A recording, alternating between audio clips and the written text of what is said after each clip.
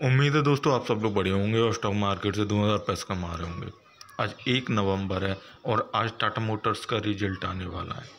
तो रिजल्ट आने से ठीक पहले ज़रा इस पर चर्चा करेंगे कि रिजल्ट आने के बाद स्टॉक पर क्या इम्पैक्ट पड़ेगा, फ्यूचर में स्टॉक के कितने टारगेट हो सकते हैं, कहाँ तक भाग सकता है, या फिर कि जैसे कि नवंबर में बहुत सारे स्टॉक होते हैं, ज़्यादातर ऑटो सेक्टर के बैठ जाते हैं।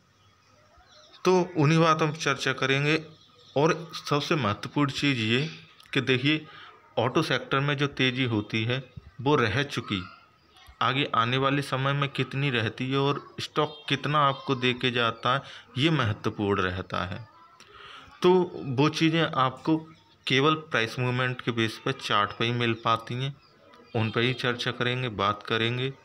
तो अगर आप चैनल पर नए हैं, चैनल को सब्सक्राइब ज़रूर कीजिए और बेल वाला आइकन उसे भी प्रेस कर दीजिए।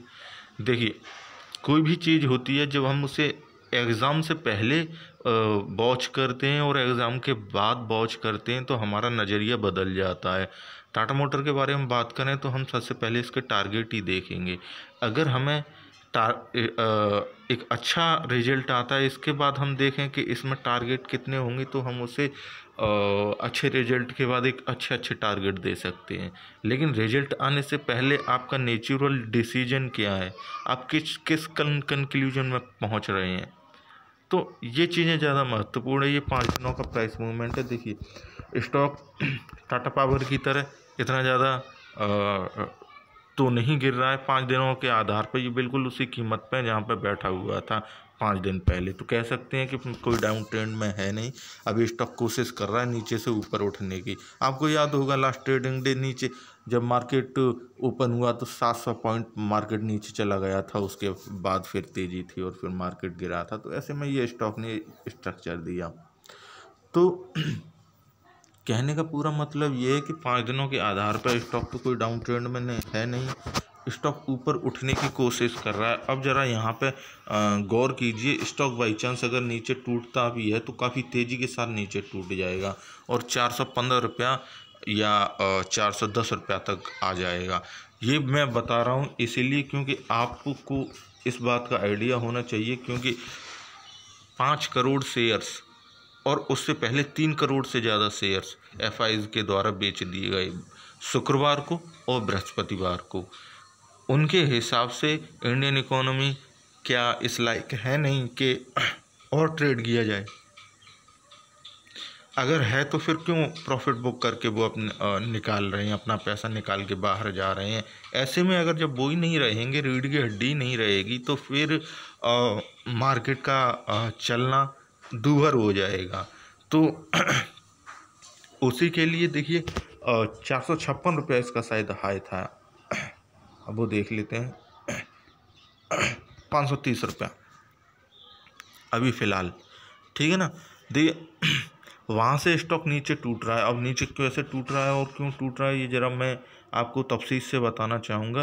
कि जब स्टॉक अपने लास्ट जंप से उसमें प्रॉफिट बुकिंग, जैसे कि अभी इसमें प्रॉफिट बुकिंग हो रही है, इसमें प्रॉफिट बुकिंग इसके लास्ट जंप से या उसके हाई से लगभग अच्छे स्टॉक्स हैं जो टाटा मोटर्स वगैरह हैं, इनमें 15-20% की प्रॉफिट बुकिंग होती है और इसमें भी लगभग इतनी प्रॉफिट बुकिंग होनी चाहिए। अच्छा, अगर जंप के हिसाब से देखें तो इसका जो लास्ट जंप है, इसके बिल्कुल बॉटम से स्टॉक को रिवर्सल ले लेना चाहिए। यहाँ पर 463-65 रुपया जो भी कीमत है, स्टॉक अगर टूट के नीचे भी आता है तो यहीं से ऊपर चला जाएगा।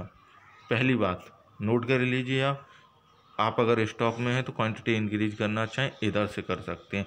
लेकिन ये यहाँ से टूट गया तो आप समझ लीजिए कि स्टॉक नीचे 410 रुपये तक आने की पॉसिबिलिटी रखता है। ये रिजल्ट से पहले की बात है, आपको मालूम होनी चाहिए। अब रिजल्ट आने के बाद या मार्केट खुलने के बाद स्टॉक जिस तरह से ट्रेड करेगा, अगर पॉजिटिव रिजल्ट आया, जैसा कि देखिए मैं एक चीज़ बताता हूँ मोटा मोटी। बहुत सारे स्टॉक ऐसे होते हैं जो रिजल्ट आने से पहले भाग जाते हैं, रिजल्ट आने के बाद टूट जाते हैं।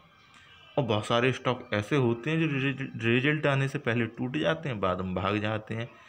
क्या चीज़ होती है कि लोगों का एक्सेप्टेशन ये होता है कि रिजल्ट ठीक आएगा, स्टॉक में बाइंग कर लेते हैं, धड़ाधड़ बाइंग होती है, लेकिन रिजल्ट ठीक ठाक नहीं आता है, स्टॉक टूट जाता है।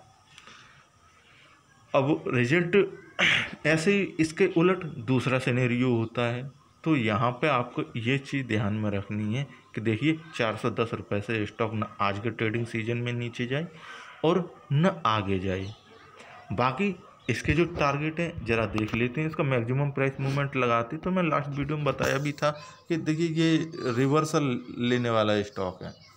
जब रिवर्सल कोई स्टॉक लेता है ना काफ़ी तेज़ी के साथ ऊपर चढ़ता है। वैसे तो वो चढ़ते नहीं है, तमाम सारे स्टॉक हैं और जिनमें MMTC अगर आपके पास हो तो आपको मालूम होगा रिवर्सल लेने की कोशिश कर रहा है लेकिन नहीं ले पा रहा है। लेकिन जब रिवर्सल ले लेगा, ये जैसे ये 66 रुपये से 66 रुपये से नीचे से ऊपर की तरफ भागा हुआ स्टॉक है और अभी 400 रुपये पर ट्रेड कर रहा है। अगर आप कोविड के टाइम में ट्रेड करते रहे होंगे तो आपके पास ज़रूर होगा ये स्टॉक, क्योंकि टाटा मोटर को कोई इग्नोर नहीं कर सकता। अच्छा, अब ये देखिए ज़रा इसका 31 मार्च 16 का जो लो है, स्टॉक ने यहाँ पे थोड़ी सी प्रॉब्लम की ऊपर नीचे चढ़ने में, लेकिन इसके बाद से भयंकर तेज़ी आई। अब यही तेज़ी इसके लिए प्रॉब्लम है। मैंने आपको अभी महीने भर के प्राइस मूवमेंट पे भी कीमत दिखा दी। यहाँ पे भी देखिए अपने जो इसका लाइफ टाइम हाई है वो करीब 600 रुपया है ना, और ये इसने लगाया था दिसंबर 14 में, जनवरी 15 में, है ना, जनवरी फरवरी 15 में। अब इसके बाद स्टॉक में गिरावट आई, फिर ऊपर की तरफ भाग रहा है। तो स्टॉक एकदम सीधे तो नहीं भाग सकते हैं, उनमें थोड़ी बहुत प्रॉफिट बुकिंग भी होनी चाहिए, लेकिन ये स्टॉक में प्रॉफिट बुकिंग नहीं हो रही है।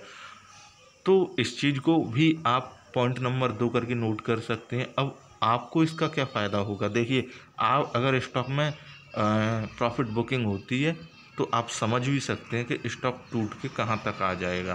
पहला 410 रुपया और दूसरा इसका जो टारगेट रहेगा नीचे की तरफ वो 670 रुपया तक रहेगा कि स्टॉक नीचे तक आ जाएगा।